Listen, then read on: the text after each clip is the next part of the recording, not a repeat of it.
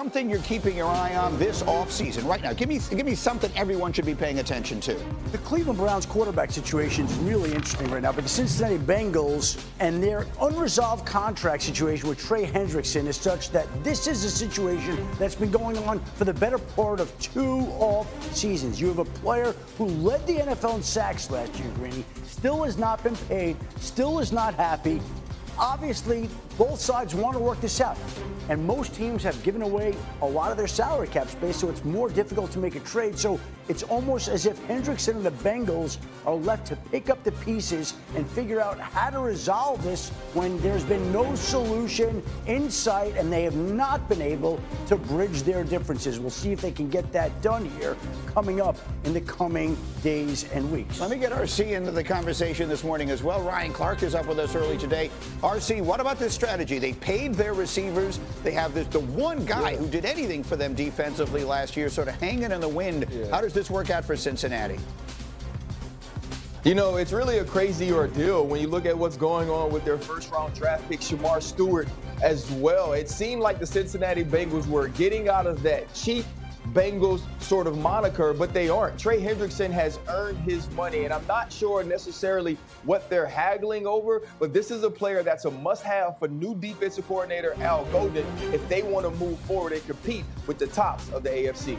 Give me another one, Chef, you got your eye on. How about something involving Jalen Ramsey? Yeah, the Miami Dolphins have been looking and open to dealing Jalen Ramsey, and there has been interest in him across the league. I think probably more than people realized, and it certainly sounds like in the next couple of weeks, the Dolphins will be able to find a trade partner for Jalen Ramsey, and he will be moving on yet again. Started in Jacksonville, went to the Rams, went to the Dolphins. He's about to find his 4th new team here in the coming weeks. And then let me skip forward to the last one here in the interest of time, because I'm dying to hear what you have to tell me about the situation in Cleveland. Well, Greeny, this is going to be the most interesting storyline all summer long, and they're in OTAs right now, so you know that that's going to be very interesting. We've got the 2 veterans in Joe Flacco and Kenny Pickett. We've got the 2 rookies in Dillon Gabriel and Shedeur Sanders. And, of course, Deshaun Watson's been off to the side throwing, coming off another torn Achilles, 2 surgeries. He doesn't figure in the picture, but Dillon Gabriel and Shedeur Sanders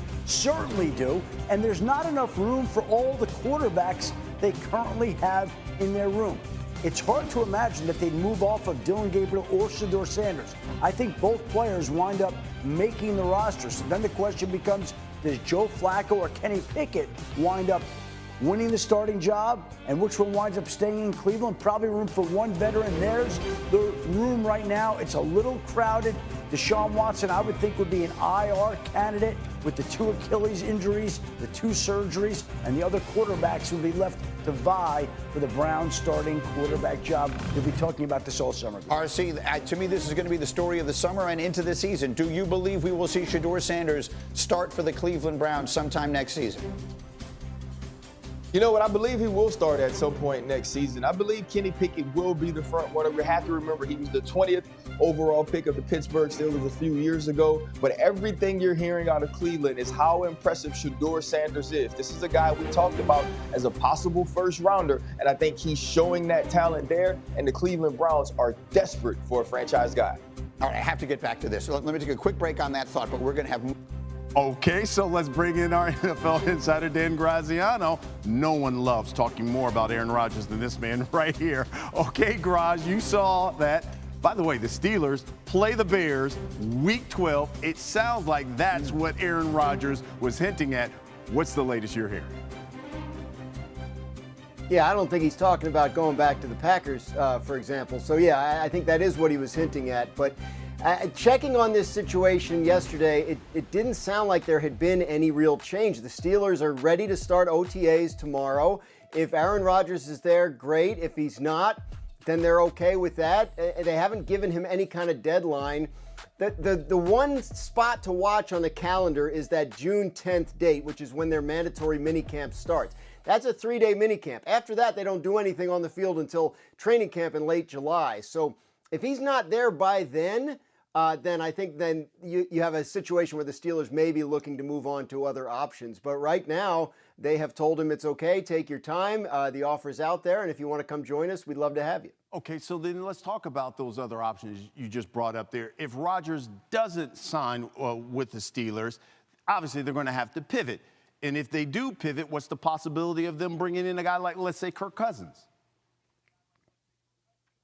Yeah, the Steelers and really the rest of the league know that Kirk Cousins is available in trade from the Falcons. They're going to start Michael Penix Jr. at quarterback this year, and Cousins, a very expensive backup, $27.5 million in guaranteed salary this year and another $10 million next year. When they've talked trade with teams, it's been a lot of the holdup has been, how much of that money is the acquiring team willing to pay versus how much does Atlanta have to pay. The Steelers kind of know that's out there. They could certainly go that way if Rodgers turns them down. Their GM, Omar Khan, has said multiple times that they plan to go to training camp with 4 quarterbacks. Right now, they only have 3, so there's a spot open. Mason Rudolph would project as their starter right now, but it does look like they would be looking to add. The thing is, Brian, the Steelers just have not been very aggressive at the quarterback position this offseason. They didn't play on Sam Darnold. They didn't try that hard on Justin Fields. They didn't draft one until the 6th round. I think that you're looking at a team that just didn't love its options and didn't want to, stretch to get one. Okay, we'll keep our eye on that June 10th date. 1 day away from the beginning of the NFL season. That means that class is in session. This is Football 101 with myself and Sam Acho. Sam is the student. This is an intro-level class, so the test will be multiple choice. I have some questions for you, Sam Acho. Which AFC team that missed the playoffs last season will make the postseason this year? Here are your options: the Patriots, the Bengals, the Colts, or the Dolphins. Give me B for Bengals. I think Cincinnati's going to be the team that didn't make the playoffs last year, but that will make the playoffs this year. Why? They took a risky move. They re-signed both Jamar Chase and also got T. Higgins to long-term contracts. Why does that matter? Because now your number one passing offense has all of its weapons back. And oh, by the way, they're motivated. They were dominant on offense last year, Triple Crown winner with Jamar Chase, but their defense struggled. And so the entire offense and the defense is going to understand what they have at play. It's a short window with these receivers and the quarterback being healthy, but they have to elevate their game in order to make the playoffs. So give me B for Bengals. Okay, I'm going to give you a grade at the end of this, by the way. The next question: which AFC playoff team? All right, I was going to say, what happens if I get it wrong? Like, that's what I want to know. Exactly. Which AFC playoff team from last season is most likely to miss the postseason this year? The options: the Texans, the Broncos, the Chargers, or the Steelers.